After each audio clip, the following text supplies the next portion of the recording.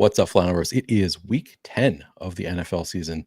We're going to break down the Thursday night football game between the Raiders and the Broncos. I am here with Adam, ShipMyMoney, Scherer. We're going to be going position by position, starting with quarterbacks, running backs, receivers, tight ends, defenses, kickers.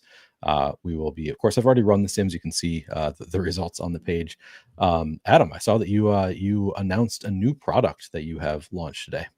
Yeah, put out NBA prop betting through Dub Club. If you're a Run the Sims subscriber that has prop access, I'm throwing it in Discord over there. If you are an Endgame subscriber, I'm throwing it in Discord over there. But if you just want those separately, I tweeted it out. It's pinned on my Twitter profile. Right now, points, assists, rebounds, props, simulating them. I have a board that you'll get a link to every day that auto updates with the freshest lines, so you can shop, you can bet whenever you want. You don't have to be at your computer at 10 o'clock when I tweet out 3 bets to get them in before the lines move or anything like that.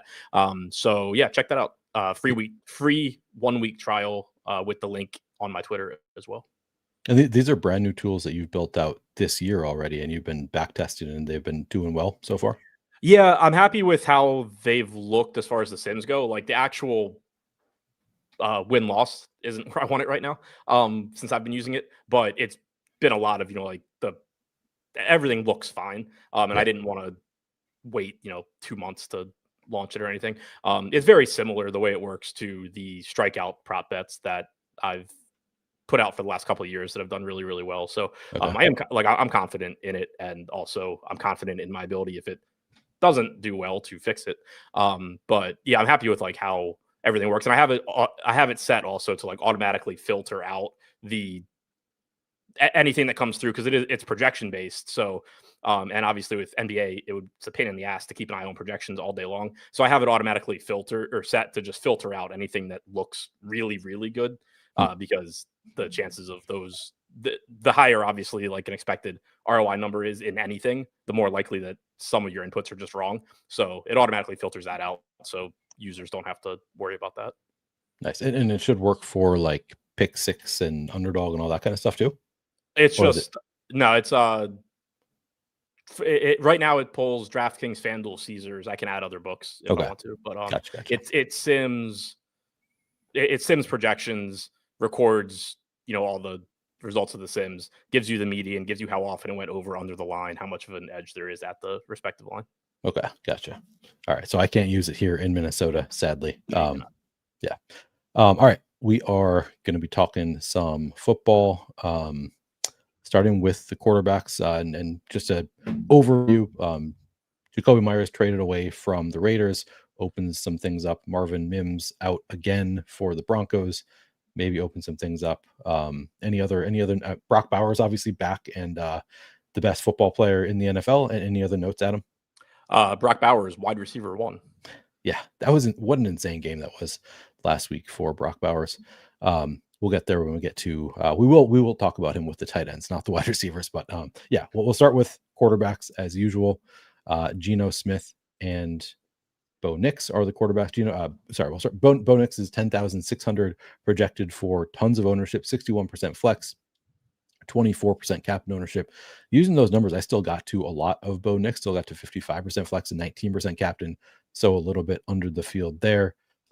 He's one that I think of as being a rushing quarterback. He only rushes for 23 yards per game, has 3 rushing touchdowns on the season. Why do you think of him being a rushing quarterback, Neil?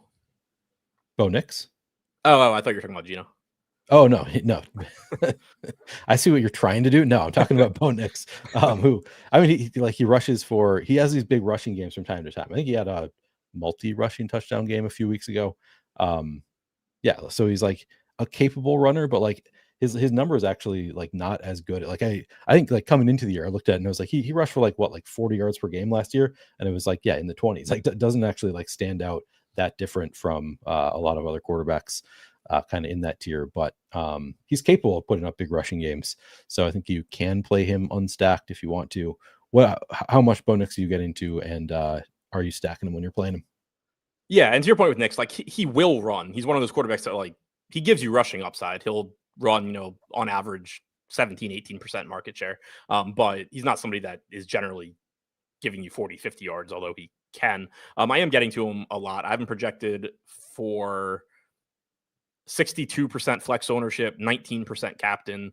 I'm getting to him at 54 and 15 respectively, so slightly below the field, but still in 70% of my lineups combined. Still playing a large part in my night. Yeah. On the other side, we have Geno Smith, who just 9,000, so nice savings discount on Geno Smith. Has been really inconsistent all year, but he's had some spike weeks like we saw last week. Obviously looks better with Bowers back. I saw somebody tweeted out that he actually, like, in the 2 games that Bowers has been at full health, he's at, like, the pass rate over expectation has been actually really high for the Raiders.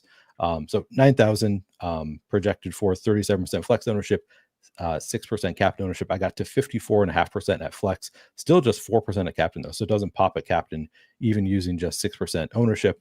It does pop at flex. Are you also getting to a lot of Geno Smith, who, by the way, I do not consider to be a rushing quarterback, runs for about 10 yards per game?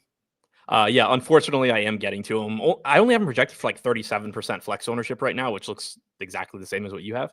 The default on the site, and that just seems a little low for the cheap $9,000 price tag. You do have Bowers back, which obviously opens things up. Jacoby Myers being gone, theoretically weakens the offense, but Jacoby Myers has been such a non-factor this year anyway that it's not like it's pulling down, not that Geno's been good. It's not like we're saying, oh, Geno's been good despite Myers being a non-factor. Geno's been bad and Myers has been a non-factor. But, having Bowers back, I think, is a bigger addition than Myers is subtraction, given that Myers has not done shit all year anyway. So that does, help. It's not an ideal matchup, obviously, but they are also likely to be playing from behind. You get some extra pass attempts that way. Not the best argument because if you're playing from behind, you haven't scored a lot of points, and it's not like just throwing passes racks up fantasy points or anything like that. But he is cheap. He does project reasonably well in the context of the slate. There is a pretty nice gap between him and like Bo Nix, for example, but a 15 or so fantasy point projection is still either in the ballpark or higher than everybody other than Nix and Bowers. So he's still showing up for me. I am getting over the field, even though I don't love it. It was definitely one of those where, and I have 64% at flex, I have 7 at captain. It was definitely one of those where when I first saw it, I was like, oh, great. I'm just jamming quarterbacks again, because that's kind of been an issue for me in Showdown this year. But I double checked the projection, and like a 15 fantasy point projection isn't a crazy high projection or anything like that. It's not one of those where I'm looking and saying like, all right, that's 2 points high, let's figure out how to get it down. I think it's just kind of, this is kind of an ugly slate where you don't have a ton of top tier playmakers outside of Bowers, because the Raiders, you have Genty in a shitty game environment and all of that. Not to say he can't have a good game, but like he's not going to project great. You have a Broncos team that throws the ball to Troy Franklin more than it throws it to their wide receiver 1. So it's just not one of those games that has 2 or 3 guys standing out as like much higher projected plays than a mediocre quarterback. Correction, they throw the ball more to Troy Franklin because he is their wide receiver 1. Is why they throw it more to Troy Franklin than Courtland Sutton. So you're actually getting to more than I am of Geno Smith, but I guess it's kind of negligible. Like I'm getting to 3% of captain, which is below what the projected ownership is. You're getting to 7%, which is above. So it's not a huge difference there. But you're getting to at least a little bit more of Geno Smith than I am.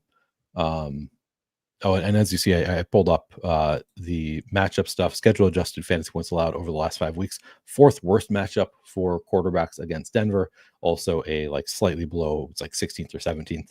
So basically a mediocre matchup for quarterbacks against Denver over the past 5 weeks. Any other notes on quarterbacks? Just to put my point about Geno, like where it's one of those, if he's going to show up a lot for me, I'm probably going to just eat it and, not be happy about it, but whatever. Like to put it into context other than 15 fantasy points, since that doesn't really mean anything. Like right now, having projected for 215 passing yards, 1.25 touchdowns, and 13 rushing yards. Like none of those, it's not like I'm looking and going like, oh shit, I have Geno projected for 260 yards. That's why I'm getting a lot of him. Like I have him projected to be pretty bad, and he's still just showing up. Yep. I think it makes sense. We got the question. I don't know the answer. Philly fan says, do you consider Geno a cash lock? I don't think he is tonight. I don't play Showdown cash lineups. I think he probably is, just like the $9,000 price tag quarterbacks, usually cashier plays, but I don't know. Do you have any opinion on that, Adam? I don't generally play. I do kind of like it. I did well in it a couple years ago, and then like I don't know if it was last year, whatever the following year was, I was duping a lot more than I had the previous year, so I just gave up at it. But I don't know. Like I don't want to answer that without having run any sort of cash lineup. I'll agree with you that like $9,000 for arguably the third highest projected guy on the slate seems good. I would guess that getting to, in some fashion, Nix and Bowers are bigger priorities though. So I guess, hesitate to call him a lock because he's probably the third biggest priority. Yeah, I think that is fair. Or Lock is kind of a strong word. I don't know. You're only playing one lineup in cash, hopefully, or I think most people are just playing one lineup in cash. So yeah, I don't know. It's a tough question. He's I'd say borderline, but I think he's a strong cash play at the very least. Yeah, like I definitely would assume that a good amount of the top projected lineups that I'm going to look at would have Geno. But I would assume that also it's a bigger priority for me to get to Nix and Bowers in some way. Yeah. Okay. All right, let's move on to running backs. We can start with the Raiders side. We have Ashton Genty, who Pete Carroll is a big fan of, keeps talking about wanting to get him more involved, hoping to get him around 20 carries per game. He is 10,200 projected for 41% flex ownership, 13% captain ownership. Using those numbers, though, I barely got to, I shouldn't say I barely got to any, but I got well below the field, 32.5% in the flex, barely got to my captain where I just have 1% Ashton Genty. It is not a great matchup for running backs. I feel like for a little while, Denver, like this is popping as a strong matchup for running backs. I don't know if there was an error or something, but now it's back down to 8th worst matchup for running backs, which is kind of more in line with, I think, our expectations. So tough matchup for Genty, but he is fairly involved. How much are you getting to of Ashton Genty? So quickly to circle back to the Geno question, definitely would not call him a lock because several of the top projected lineups I'm looking at do not have him. Okay. So I think it's, if he gets in your lineup, fine, but not who I'd be building around. As far as Genty goes, I think it's kind of a tricky spot because like, that the Raiders would love to run their offense through him and Bowers. And like you said, they would love to get him the ball, on 20 carries. That's only happened twice this year. There's a pretty good chance that they don't get the opportunity because of the score to, just force feed Genty, but they would probably like to keep the ball out of Bo Nix's hands, control clock, all of that stuff. They haven't gotten him a ton of room to run this year, but we do know that he is talented. So like there is obviously a ceiling for him, but he doesn't project that well, given that they are likely to be playing from behind, that, you probably do get a couple of extra pass attempts for that reason. I'm getting the 35% at flex. I'm getting the 3% at captain. So to me, he does look more like somebody that I want at flex. As far as like captain goes, you could make the case for, what if he just, like, if this game goes completely differently than you're expecting. For example, the Giants-Eagles game, I won a showdown contest with Scattaboo at captain when everybody just assumed that the Giants were going to get killed. So, like, you could get the game where, the Raiders just show up and the Broncos don't, and somehow they're playing from ahead. And if that happens, there's a very good chance Genty had a good game. It's probably either him or Bowers. But obviously, that's also relatively unlikely to happen. And so he's just showing up in my lineups more as a flex option where, he projects reasonably well. He's in that bucket for third highest projected guy behind Bowers and Nix. Also, I have 9% captain ownership projected to go to him right now, 35% at flex. To me, that just seems like a little bit high in terms of the captain ownership. I'm not saying high as far as like I think it's wrong, because I do think people, out of the Raiders, like they'll probably want to click Bowers first, Genty second, ahead of like Geno even. So, like, I think people will play him at captain, but it just seems like the ownership is already there if you're going to make that case for, well, what if the game goes completely unexpected? It's like, well, it could, but you already have nearly 10% of the field playing it that way, probably. Right. Yeah, so you at least got to 3%, which is closer to where I would like to be. As I said, I only got to 1% in my run of the Sims. That's a little bit too much of a risk for me to take on, because I think Genty, like, he's one of the 5 most likely or so to be the highest scorer on the slate. I haven't thought about the exact number, but like he's clearly one of the players that, like, if he scores 25, you're not going to be totally shocked. So 1% seems like a lot of risk to take on, and I guess I play a little bit less risky than that sometimes with my player stands, but 3% is closer to like, all right, you've got some outs there if he does just completely go off. Seems like a strong play. Outside of Genty, we have Raheem Mostert and Dylan Lobby. Mostert, I'm not getting to much. He's 2,400 projected for 4% flex ownership, 0% captain. I got to just 0.5% in the flex, none at captain. Dylan Lobby, 400 projected for 2.1% of the flex, 0.1% of captain. I got to 1%. I think the issue is probably just that we have too much pretty strong value on the site, so it's a little bit tougher to get to the backup running backs. But they always have like strong contingent upside, so I'm always tempted to just like go against the sims sometimes with backup running backs, because I think, like we've talked about this, it can be hard for sims to account for things like, obviously if we get an injury in the first half to Ashton Genty, you'd want all of the Raheem Mostert at that point, and I think that is kind of hard for sims to account for sometimes. What are you doing with the other running backs outside of Genty on the Raiders? Yeah, and it's not even that it's hard; it's that they literally don't. Right. So one thing I do think is really interesting about the backfield behind Genty here, I agree. Like if Ashton Genty were to get hurt, I assume you're seeing Raheem Mostert as the next guy up. What I think is really interesting, and right now I'm not getting to any Mostert, and I have like 1% Lauby, but what I think is actually really interesting is if you go back to week 7, that's the game that they got killed by Kansas City. Raheem Mostert hasn't had a carry in either of the last 2 weeks. So last week it was just Ashton Genty got all of the running back carries. Geno Smith actually ran a lot. 26% rushing market share for Geno, 68 for Ashton Genty. But against the Chiefs, you had 55% for Genty, which is basically him getting every carry through the first like 3 quarters or whatever. And then Dylan Lauby with 18% rushing market share in that one. So there's no guarantee that it's the same thing here, but like if you were to build, let's say like, and I haven't, tried to build this, so I don't even know if you need the salary, but let's say you just built like a 5-1 Denver stack where you have all of the most expensive Denver guys, maybe like Lauby at 400 as a run back there, where maybe he's just getting all the fourth quarter. Obviously it's still a low probability thing, but like I'm curious. I kind of like the idea of getting a little bit more Lauby in large field stuff, since we did see them get blown out 2 weeks ago, and he was the guy that got on the field more. Yeah, no, that is kind of a good idea. In the $400, like you don't need nearly as much as Raheem Mostert.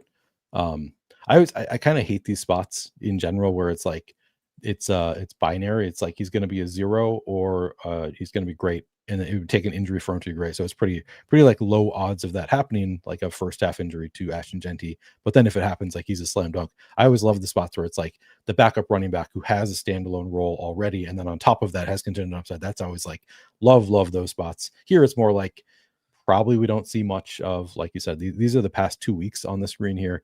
0 carries for Raheem Mostert, 2 targets on 12.7% route participation. Like not much of a role to begin with for 2,400. Dylan Lobby, just 5 snaps in those 2 games. We just have 2 carries, like you said, could get that blowout run. And this game, like, wouldn't surprise me at all if this game ends up being a blowout. So yeah, I like that call of Dylan Lobby as having multiple outs at least to contingent upside. And I want to clarify, like neither of us, or at least I'm not, I don't think you are, like we're not saying we think the most likely case is that this game blows out. I know we were talking about it with, I don't remember what game, but there was a game last week or something, and chat kind of like got the impression that we were saying it was going to blow out, and most likely it's going to be a relatively competitive game and the Broncos are going to win by like 10. But it is worth pointing out that like we did see the exact blowout script from the Raiders 2 weeks ago, and the answer then at least was that Lauby got more touches. Right. Yeah, it's another out.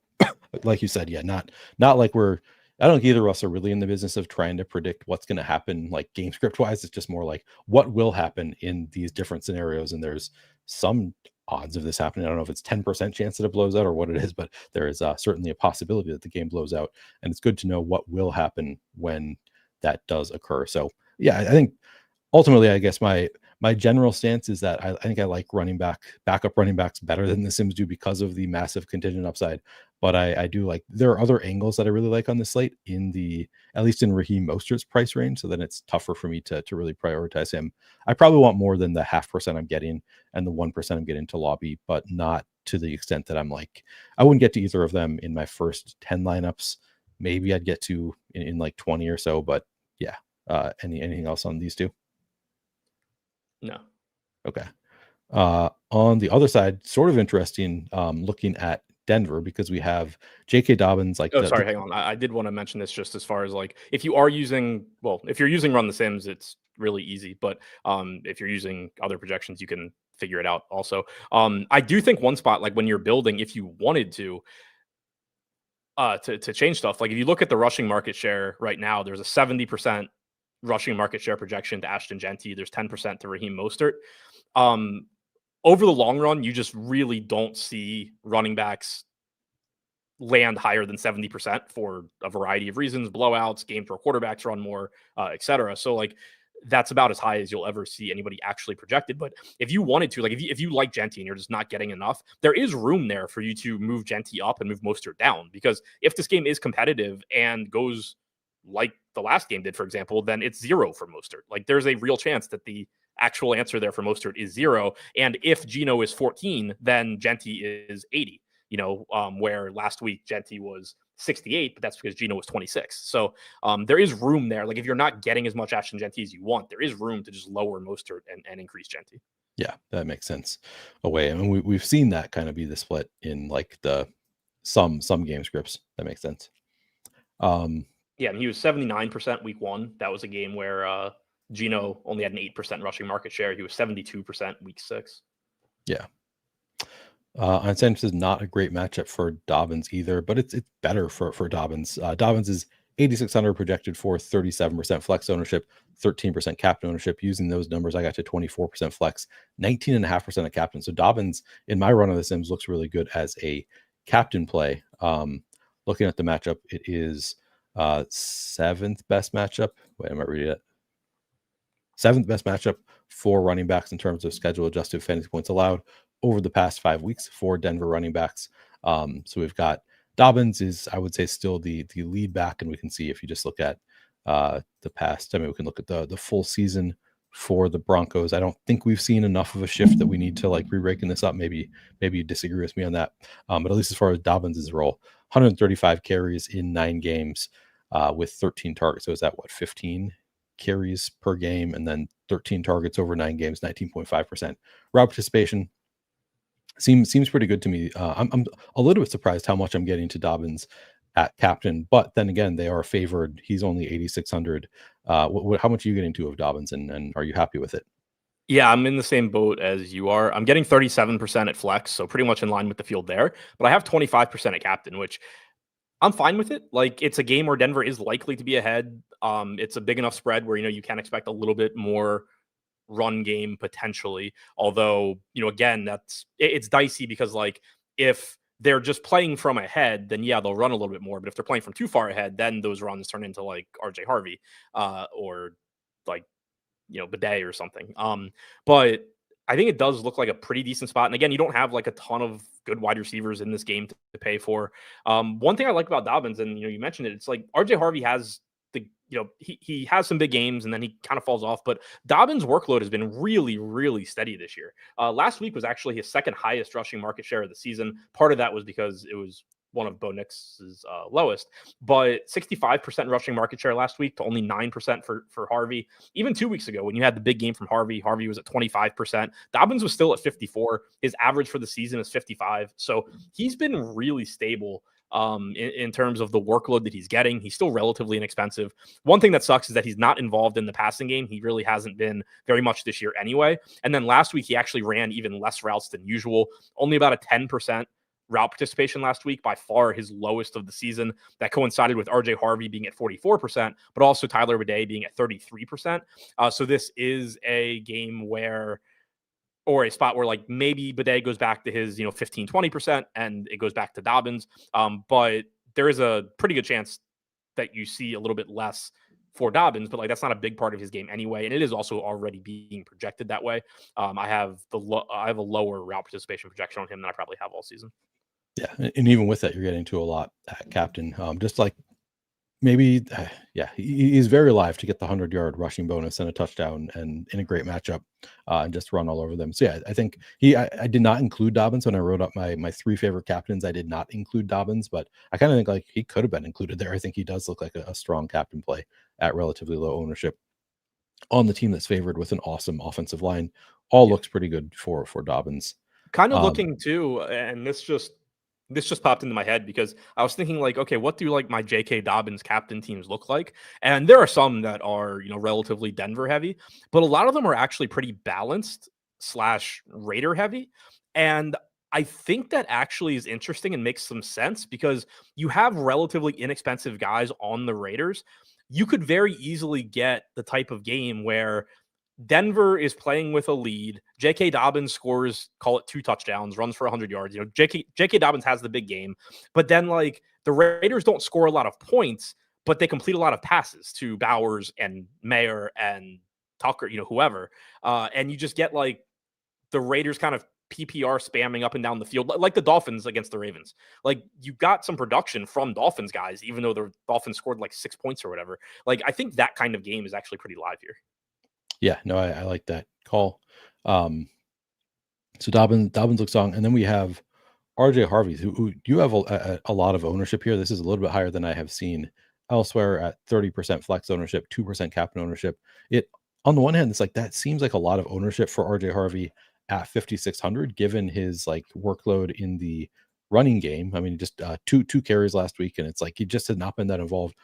He was targeted 5 times last week, and I started writing up like who will benefit from Marvin Mims being out, and I wrote that up, and then after writing up, realized he was out last week too. So we actually got the answer, and it was kind of the players that I expected. RJ Harvey being one of them. It's like a Marvin Mims, kind of the like they use him all over the field, gadgety type player. Kind of seems like they use RJ Harvey as one of that type player as well. So I kind of wonder if the 5 targets, it could be just because he's been really good, and so they're just like, all right, let's get the ball in his hands. When we put the ball in RJ Harvey's hands, he makes plays. So it could be just that he's earning a bigger role. But again, he only had two carries, so like they clearly don't love him as an actual running back, but they're trying to get the ball in his hands. And the other 2 players, obviously, we'll get to, but like Evan Ingram, I think could benefit from Mims being out, and Pat Bryant are the other 2. But sticking with running backs for now, RJ Harvey, like, do you think that's it? Do you think he's just earned a bigger role? Do you think it's because Marvin Mims is out and doesn't matter for this game? Do you like RJ Harvey here? So I think the nice thing, you kind of mentioned this when you were talking about Mostert, for example, and Mostert was the opposite point, but there's a lot of outs for RJ Harvey. We don't really need to know if like he had a season high route participation last week. We don't actually have to know if that was directly because of Marvin Mims or not, because Marvin Mims is still out. So if it was because of Marvin Mims, then cool, Marvin Mims is still out. If it was just because he's been playing well, he had the big game against Dallas. They were like, let's get him out there a little bit more, get him 5 targets.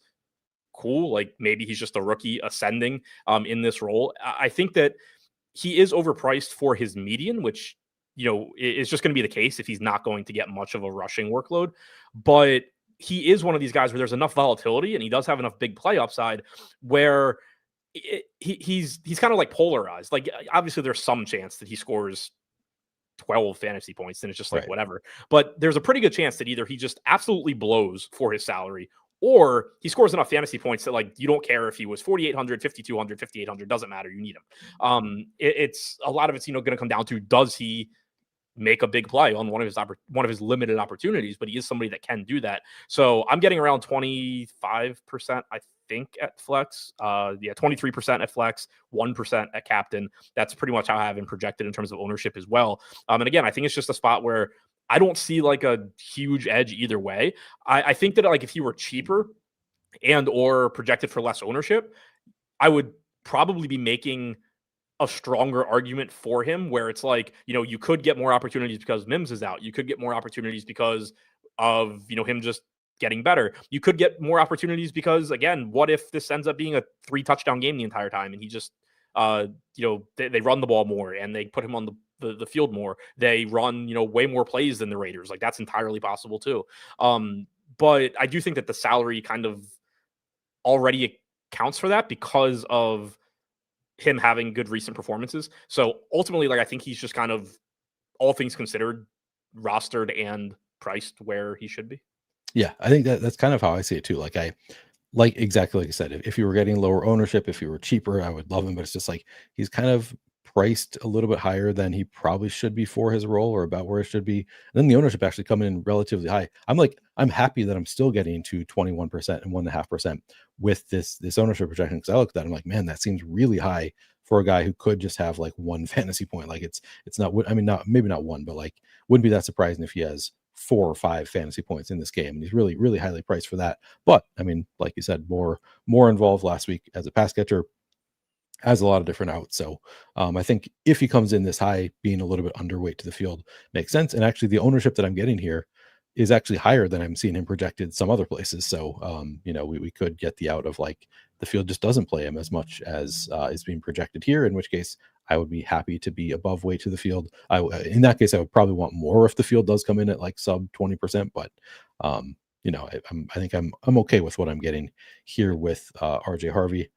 And also, I mean, it is a spot where like you look at 5,600 and you're kind of like, okay, that's a little bit expensive. But if you actually look at like the pricing elsewhere on the slate, there's nobody that projects better than him below 7K. I think he projects very similarly to Trey Tucker, who I think maybe I'm a little bit lower on than the industry in general. But I think they project similarly, and he's less expensive. He projects similarly, I think, to Ingram, and he's more expensive, but again, projects similarly. He's less expensive by $2,000 than Troy Franklin. So, there's not anybody cheaper than him that I like more. Right. Yeah, he's strong enough play at 5,600. Not a huge priority for me at this kind of ownership, but like being close to the field seems okay to me. What about Tyler Bidet? I mean, as you mentioned, he also ran more routes last week, and kind of the same story of like maybe it's because Mims is out and they're just like needing more personnel in there. I didn't get to any though. He 9% projected flex ownership, 0% captain. My first run of the Sims, I didn't get to any Tyler Bidet. As mentioned last week, he did run 31% of the routes using fantasy points data. Got 3 targets in that game. So 3 targets at 1,400 would seem fairly strong. Obviously, there's a range of outcomes there. How much are you getting to any Bidet, and do you want some? I didn't get to him either, and with him getting ownership, I don't really want it because, for one, it's not like it's a lock that he's going to be running a bunch of routes. Right. He certainly could, but also I would rather, I think, as long as he's going to be getting some ownership, I think I'd rather, if I'm going to go down to that price range, I'd rather be taking shots at like Raiders wide receivers. Not that they're super appealing, but like there's a better chance that Dante Thornton catches a 60-yard touchdown than that like Tyler Bidet does anything. Not that I love Dante Thornton or anything, but like, just throwing darts at cheap, potentially big play guys over a essentially pass blocking running back. I think it's the classic, like Bidet is probably more likely to score 3 fantasy points than Dante Thornton, but Dante Thornton more likely to score like 12 plus, which 3 at this price tag probably isn't enough. So yeah, it seems like an okay fade. Any other you getting to Adam Prentice at all? I'm not. I don't think so. No. Yeah, he did, I think, get a carry last week, but no. Yeah, he did get a carry and ran 7.7% of routes. He's 200. I mean, one catch could pay it off, but I'm not getting to any of the cheap guys. I think, again, Lauby would be the one that I wanted to go to first. Okay. Yeah. All right, let's move on to wide receivers. We can start with the Raiders side, I guess, or I guess we'll start at the top. We'll start with the Denver side. Again, Marvin Mims is out. He was out in the last game. Courtland Sutton is $2,000 more expensive than Troy Franklin. Troy Franklin has 1 more target on the season than Courtland Sutton. We kind of joked about like who is the actual wide receiver 1 here. I'm not sure if they have a true wide receiver 1. I actually think it might be like kind of up in the air just based on the numbers. Sutton is running more routes on the season, but Franklin 1 more target. You can see in terms of like what I'm getting versus ownership, also very even. Sutton projected for 34% flex, 7% captain. I'm getting to 37.5% flex, 17.5% captain. Franklin 35% flex, 5% captain. I'm getting to 33.5% and 14%. So well over the field at captain, actually on both of them. I mean, do you have a strong feeling about who actually is the wide receiver 1 here? I guess we maybe we don't need to put a label on it, but how much are you getting to of Sutton versus Franklin? Do you have a strong stand here? I think it's similar to yours, where I'm pretty close to the field at flex, but then I'm around 2x at captain. Around 33-34% projected ownership at flex for both of them. 8 to 9% projected ownership at captain for both of them. I have 37% Franklin at flex, 31 Sutton at flex, 11% Franklin at captain, 17% Sutton at captain. One thing that I do think is noteworthy is, so we've seen more targets per route run for Franklin than Sutton this year, but more routes for Sutton, as you mentioned. Last week, though, we did see a 90% target participation for Franklin. That was his highest since week 3. So we have seen each of the last 2 weeks, 90 and 87% in the 2 games where Mims ran 37% and then Mims was not active. So you saw a bump for Franklin. I think it's likely that he, once again is out there running more routes than anybody other than maybe Cortland Sutton. So generally you would expect the targets per route run to come down a little bit in that case, but it's not like he's somebody going from 25% route participation to 80. He was already running the second most routes on the team amongst wide receivers and getting targeted a lot. So I think he's going to continue to get targeted a lot, and he's going to run more routes. So I think both of them look good. I think the 7K price tag on Franklin's very favorable. Obviously, Sutton has legitimate upside as well as just a good wide receiver with a good quarterback. Yeah. I did not realize Franklin is actually he's running more routes than Sutton the past 2 weeks on top of being targeted more. He's been targeted. I think I saw this on Fantasy Sanctuary video, targeted 32 times over the past 4 weeks has been Franklin. So strong role there for Franklin. I guess it depends on your data source. Okay. As far as the routes go. Yeah. PFF had them the same last week, 90% apiece. And the week before it was 93 Sutton to 87 Franklin. But again, increased for Franklin and Sutton, status quo. Right. Okay. I'm sort of surprised that I'm not getting to, I'm getting to more of Sutton than I am of Franklin in both the flex and the captain spots, despite the Franklin coming in at lower overall ownership and being 2,000 cheaper. Surprised me just a little bit, considering how kind of up in the air it's been in terms of what is the actual fantasy point production for the two of them? I guess in terms of the roles, it looks pretty similar, but on the season, has it been in terms of expected fantasy points and actual fantasy points? I'm curious what Franklin more expected fantasy points. Sutton actually more fantasy points on the season in PPR. Sutton has 120.6 to Franklin's 105.4, despite having fewer expected fantasy points. That's a little bit interesting to look at. I don't have any. Sutton's really good, you're saying? Yeah. Sutton is really good. I guess I'm okay with these ownership numbers. Is basically my takeaway is if this is what I get in the Sims, these aren't numbers that I'm trying to get less of either of them. I think they're both up, could potentially have a huge game. I don't have a really strong read on which one of them is the preferred target of Bo Nix. Again, they've been targeted basically the same number of times. This seems good. Yeah. From a holistic view, when I look at, what we've talked about so far, if I'm over the field on J.K. Dobbins, I'm over the field on Troy Franklin, I'm over the field on Cortland Sutton, the captain. Basically, I'm just taking a stand on somebody from the Broncos, and preferably not Bo Nix. I'm around the field there, but one of his main 3 guys, obviously it could be Ingram, it could be somebody else, but one of those main 3 guys just, scoring twice. Yeah, exactly. So looking at this is what happened last week with Marvin Mims out, who ran the routes, and obviously you maintain kind of a lot for Sutton and Franklin. But beyond those two, Pat Bryant, his highest route participation of the season at 56.4%. We also saw Michael Bandy run 15.4%. Sherfield did not run any routes last week. In the Sims, how much am I getting to? I'm getting to none of Sherfield, even at 0.2% ownership. I don't see Bandy here. Maybe I just didn't get to any. No, it's because I think he's on a practice squad right now. So we need to see if he's going to be called up. Gotcha. Yeah. And then Pat Bryant, 3,200 projected for 3% flex ownership, 0% captain ownership. Using those numbers, I got to 19%, well over the field on Pat Bryant.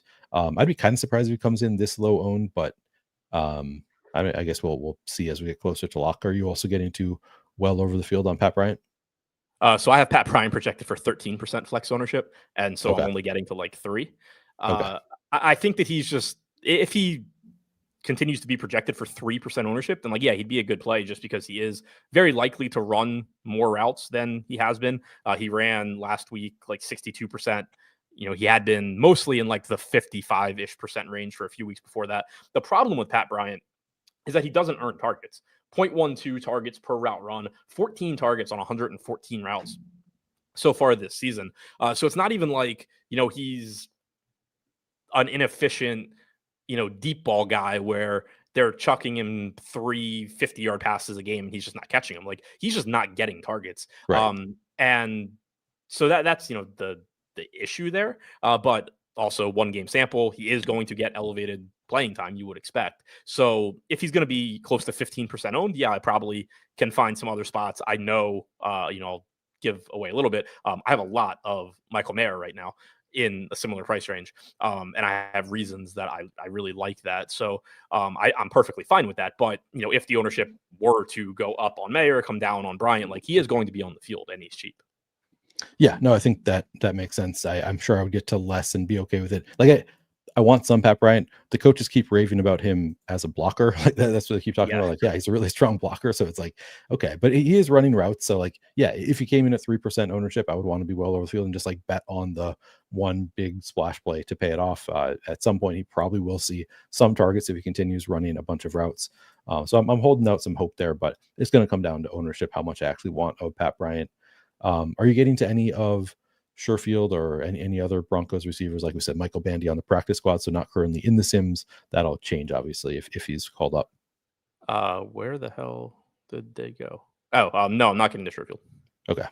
Me neither currently. It seems a little risky to not. I mean, he's only 800, but he didn't run any routes last week or the week prior, so maybe not that risky. I think it just comes back to, like, if you wanted to play somebody like that in the mega lotto, like, sure, obviously, if they like make a big play, they're going to be optimal. But there's so many cheap, like, not that cheap, but there's so many, like, 2K range guys on this slate that have actual roles that I don't think it's super likely that, your $200 guy that scores 3 points ends up being optimal, because you don't have that top pricing tier, really. You don't have, like, the Jamar Chases on this slate. Yeah. And you have just this whole bucket. It doesn't have to be Jack Besh has a good game or you want the $800 guy. It's like for that 3-point guy to win, in a lot of cases, it's like Thornton, Besh, Mayer, and probably 2 or 3 other guys that Troutman. Yeah. Like, all have to, like, not beat them. Yep. Yeah. It's tough to get to the thinner place because there's so many, like, legitimate good players that are value plays and also not getting a ton of ownership. So yeah, we'll get into more of those plays as we go. Would you consider running? I assume this is supposed to be Bo Nix double stacks with Harvey Ingram. Yeah, for sure. I would run some Bo Nix with Harvey Ingram. They're both fairly cheap. That seems fine. All right. Let's move on to the Raiders side, where again Jacoby Myers traded away. It's kind of unclear who is going to benefit the most, but I think we could see a lot of different players potentially benefit. One of them that I don't really see benefiting is Trey Tucker. I think Trey Tucker was already the wide receiver one here. He is 7,000 projected for 21% flex ownership, 2% captain ownership. I'm actually getting above the field there. I'm getting a 23% flex, 2% captain. So I guess just 2% more at flex, which is fine with me. I think Trey Tucker, like, clearly he had a 40-point game. We know he has the upside to put up a, like, break the slate type game, but I think that's the only game that he's had a true. Maybe he had one other good game actually. I think Trey Tucker is fine at 7,000. I actually maybe I like him better than 2% at captain, but no real issue with what I'm getting here. What are you getting to of Trey Tucker? Yeah, I'm on the same page as you with Trey Tucker. Like, I think Trey Tucker is a perfectly fine play at 7K, but I would think he was a perfectly solid play at 7K if Jacoby Myers were still on the team. Yeah. I don't think Jacoby Myers leaving has a big impact on Trey Tucker for a couple of reasons. One, you have Brock Bowers back. That's your guy that's going to get all of, the bulk of the targets. But like you said, Tucker's been a clear wide receiver one in terms of route participation already this season. He hasn't run less than 90% of routes in a single game this year. You already, had Myers miss time. That's baked into Tucker's numbers this year. He's not a high volume guy. He doesn't run the same routes as Myers. Like, they're not going to take Trey Tucker now and be like, well, Jacoby Myers is gone, so go run some, 7-yard routes over the middle of the field. Like, that's not his game. He's just not running the routes that get you a ton of targets and a high catch rate and all of that. So I think he's basically the same play that he would have been, which is perfectly fine. Like, he has a high ceiling because he's going to be on the field a lot and he's one of the top pass catching options on the team. He is a big play threat. None of that changes, but I don't think he's somebody that, you take Myers out and you replace him with Trey Tucker. No, Trey Tucker, yeah, like I said, already like running all the routes. Exactly, we're on the same page. Like he's a fine play. Like he's 100% of routes last week is kind of insane for Trey Tucker, but he was already running 90 plus in many games. So seems fine, but not a huge priority relative to other players in his price range. Tough Yeah, matchup. and I'm getting around the field. It's not like I'm not Yeah, getting me too. Tucker. Like I have 17%, but yeah, I've seen him like projected, a couple points higher some places than he normally would be, and I have trouble expecting that. Yeah, tough matchup. 5th worst for wide receivers. It's also a like middling matchup for Denver, slightly above average matchup for Denver receivers here. Beyond Trey Tucker, I mean, the tough thing with Tucker is the price tag. Then it's like none of them have a great matchup, but at least the other receivers here are cheap enough that you can, hope for, an 8-point game and it pays it off. Jack Besh is just $2,000, projecting for 30% flex ownership, 3% captain ownership. Those numbers seem a bit high, but maybe not. I'm getting just 9% in the flex using those numbers of Jack Besh. He's a tough one to read because if we look at the route share report, I mean, he had run 80% of routes in week 6, down to 60% in week 7, 0 routes in week 9 with Brock Bowers back and Jacoby Myers there. Jacoby Myers, though, ran 95.3% of the routes. Pete Carroll said this week that we're going to get more from Jack Besh going forward. I don't know what that means, though, like, because more could be 30% of the routes this week. What are you doing with Jack Besh? How much are you getting there? Yeah, so I think, and you kind of have to lump the Raiders tight ends into when you talk about this, but Yeah, it's all like one big picture to me, and you have to make a few different assumptions here. So to answer your question first, I'm getting like 14-15% at flex, having projected around I think like 9%. So much lower ownership than you have, and yeah, getting some, because at 2K, like I do expect him to be out there running routes. But there's a couple of things here. So for one, we've seen Jack Besh have a couple of games where he runs like 80% routes and does absolutely fucking nothing. So it's not like this is somebody that the expectation should be, oh, he just needs to get on the field and they're going to pepper him with targets and he's going to be really productive. Like, one, he ran, they gave him opportunities for 2.5 games in a row. And one, he didn't score fantasy points. And two, then they benched him for Tyler Lockett. Two, Tyler Lockett is here. So the assumption, I think, should be that Tyler Lockett is just going to go run 30, 35, 40% of routes, because that's the logical thing the Raiders should be doing. The caveat is it's the Raiders. So Tyler Lockett could go be a priority for them. I don't know. right. But like they did say that they want Besh on the field more. They said that Thornton's going to be active. Like they're signaling that they are going to do what they should. So I think it's a reasonable assumption that Besh is running more routes than Lockett, but it's not a guarantee. But then where it really gets dicey is, when I saw this on Twitter so much, and I know you mentioned it, but you weren't the one saying, like, you didn't go as far as like I've seen, but like people just like assuming that some wide receiver has to step into the Jacoby Myers role, and Right. they don't. Brock Bowers ran like 80% or something of his routes last week at wide receiver. And Michael Mayer ran like 70+% route participation. So they were using Michael Mayer as their tight end last week, and they were playing Brock Bowers at wide receiver with Jacoby Myers there. And I'm not just talking about slot. Like, they were lining him up out wide. So I think there's a good chance that you see Trey Tucker continue to be, outside wide receiver running his deep routes. You see Brock Bowers running a lot from the slot, running a lot out wide. You see Mayer as the inline tight end, and then obviously, he'll run some in the slot as well. And then you're seeing basically Besh probably get the most wide receiver routes other than Tucker, but similar to like Mayer and less than Bauer.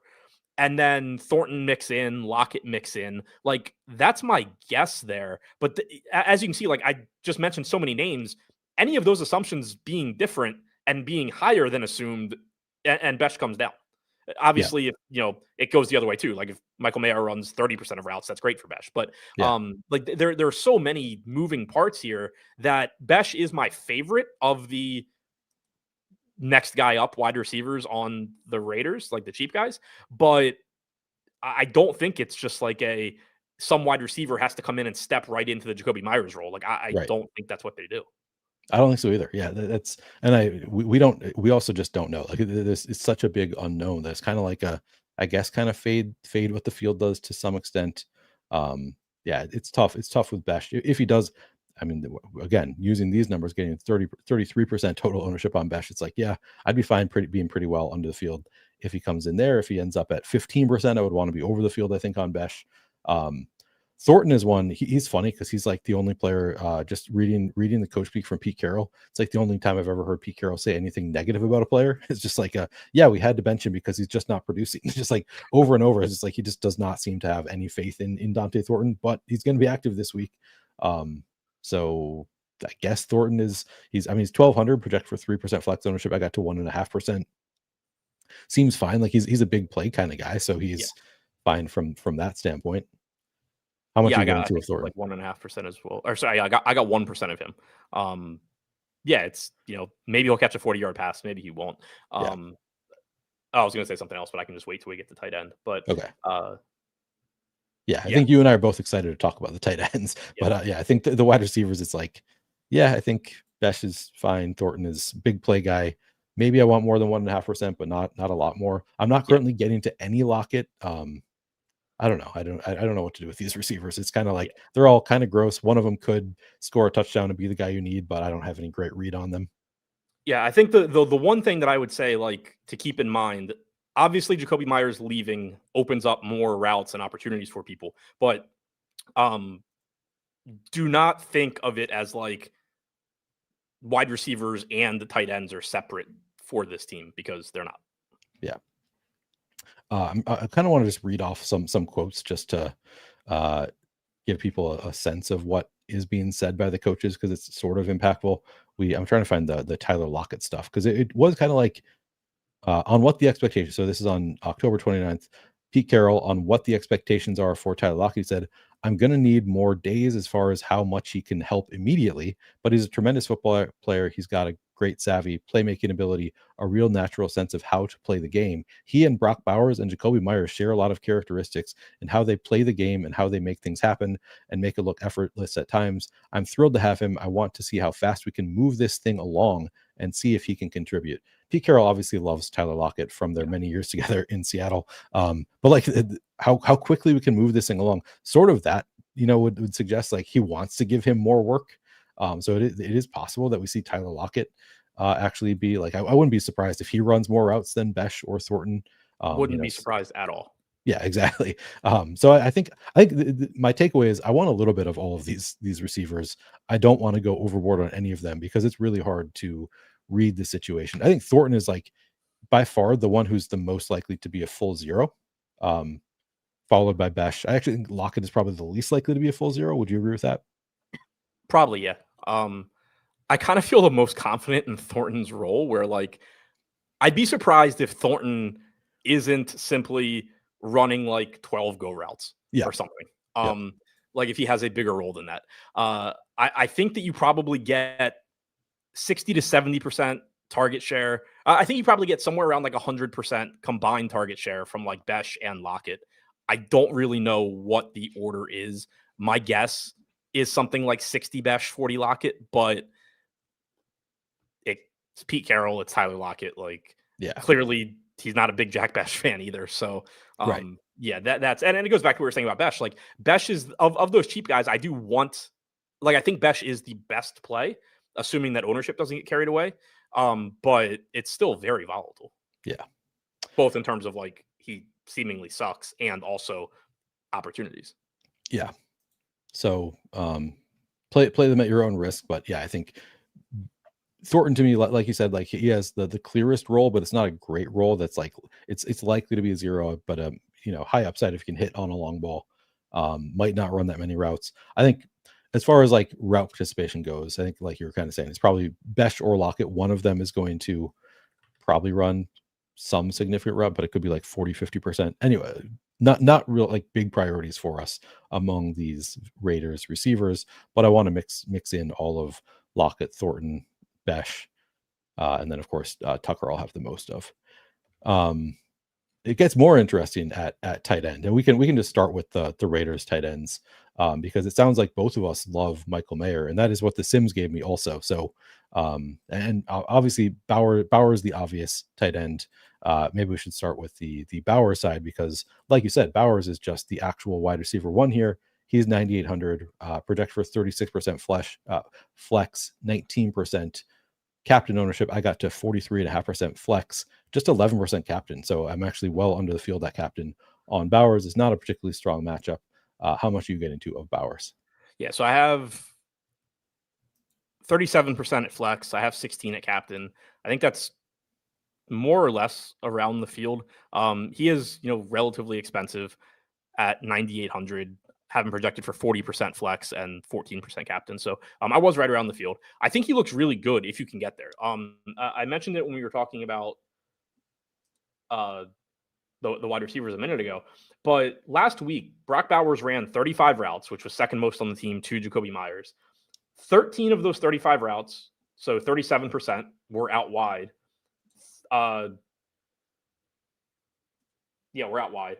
18, 51% were in the slot, and then he ran 4 routes as an inline tight end. Like, he was almost exclusively playing wide receiver, and so not only is he on the field a lot, but that's, if you go and look at what he's done overall this season, obviously he earns a lot of targets no matter where he's running routes from, but he earns more targets when he's running routes either in the slot or out wide as well, playing as a wide receiver.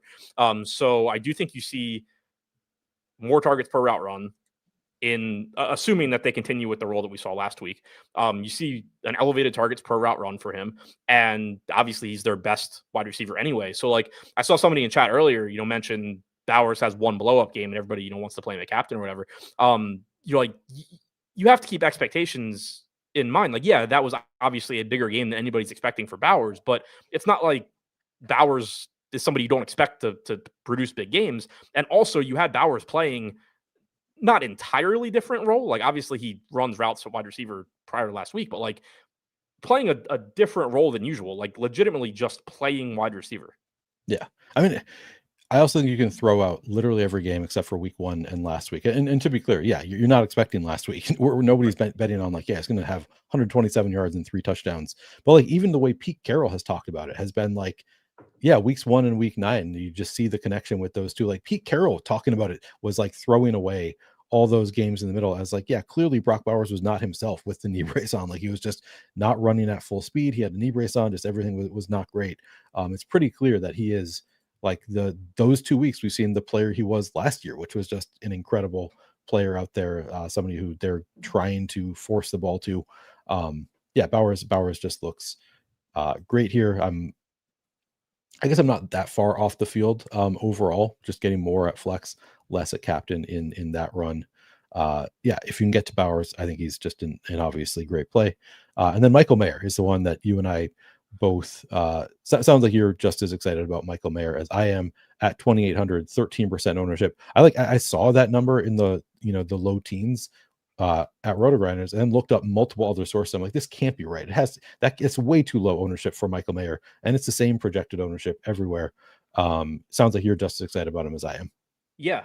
So last week, Jakobi Meyers led the team, and this goes back to what we were talking about with like how you actually fill in these Jakobi Meyers routes. Jakobi Meyers led the team in routes run in the slot with 23. Brock Bowers was second with 18. Michael Mayer was third with 9. 30% of Michael Mayer's routes came in the slot. Another 7% came out wide.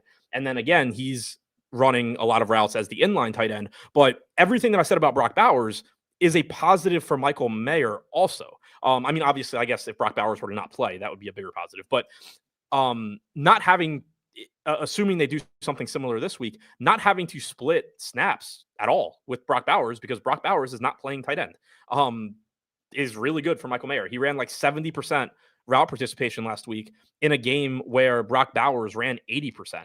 So I think, again, that it's just very likely that Michael Mayer at $2,800 is running 65, 70% routes, probably running more routes than every wide receiver other than Trey Tucker. And also, he's somebody that actually earns targets. Granted, some of this is with Brock Bowers out, but 0.23 targets per route run last week. Overall, this season for Mayer, 0.25 targets per route run, 92 routes, 23 targets. Again, some of that with Bowers out. But also, too, going back to like what we were saying about Trey Tucker, again, not that like you dislike Trey Tucker, but if you're thinking about the parts of the field that Jacoby Myers usually works in and where targets are open, you're talking more about Brock Bowers and Michael Mayer probably, picking that up. Jack Besh, but like Besh doesn't get targets because he's not good. So, I love Mayer. I have 55% right now with him projected at like 13% ownership. Yeah. If ownership doesn't come up, I can't imagine he's not my biggest stand on the slate. Yeah, same. And I like listing out my 3 favorite captains. I actually listed him as my 3rd favorite captain on the slate, which I went back and forth and I was like, that seems like, do I really feel that strongly about it? It's like, yeah, if he's going to come in at no ownership, just he is way too cheap, has too strong of a role. You mentioned 70% route participation, 7 targets last week, also has 3 inside the 20 targets on the season already in just 6 games played. So they're targeting him in the red zone. Everything looks great for Michael Mayer. I think that the low ownership, I mean, I guess it really comes down to projection, but I think like it kind of makes sense that it could actually hold, because I think a lot of people are like, Brock Bowers is back, so now he's just the tight end 2, and I don't want to play a lot of the tight end 2. I'll just mix him in here and there. But like you said, like he's really the tight end 1, with Brock Bowers being the wide receiver 1. It's like Bowers wide receiver 1, Trey Tucker wide receiver 2. Michael Mayer is a too cheap tight end who's like a talented pass catching tight end, earning targets. Everything looks really strong. Yeah, and like he does feel like the kind of guy that like just ends up getting steamed, and he comes in at 2x his projected ownership. But one thing that I do like when I just kind of look at projections around the industry is that he's got a lot of like 5, 5.5, 6 fantasy point projections. I think 7.5, 8 makes a little bit more sense. So like I do a lot of times those guys do still end up getting steamed, but like I obviously would be a lot more concerned about it if I looked and he's projected for 10 fantasy points everywhere. Right. So yeah, like I don't think he's gonna. I think he probably ends up being more popular than projected, just because if I can figure it out, I think other people can figure it out. But that's not always the case. Yeah, no. So sometimes we're pleasantly surprised. Unlike like Nikola Jokic last night being projected for 10% ownership, I only played one lineup because I was doing too much NFL content. Came in at 27%, and it was like, all right, I had him at like 22. Oh, did you? Okay, yeah. Maybe the projected ownership came out. No. After like everybody else was low. Okay, gotcha. Okay, yeah. This is a different spot because it's not Nikola Jokic. It's not some huge name that people are like clamoring to play. This is as a complete aside for anybody playing NBA. Sites have been bad in general at ownership so far, but it's been the top end guys. It's been bad in general, but like a lot with the top end guys where it's like Jokic projected for 10, 15%, and he's going to be 30. Wemby projected for 10 and he's going to be 40. Like, right. The industry's been really underestimating that people are going to find ways to play Victor Wembanyama and Nikola Jokic, etc. Interesting. Yeah, that was sort of just, I mean, I only played one lineup. I didn't really care. The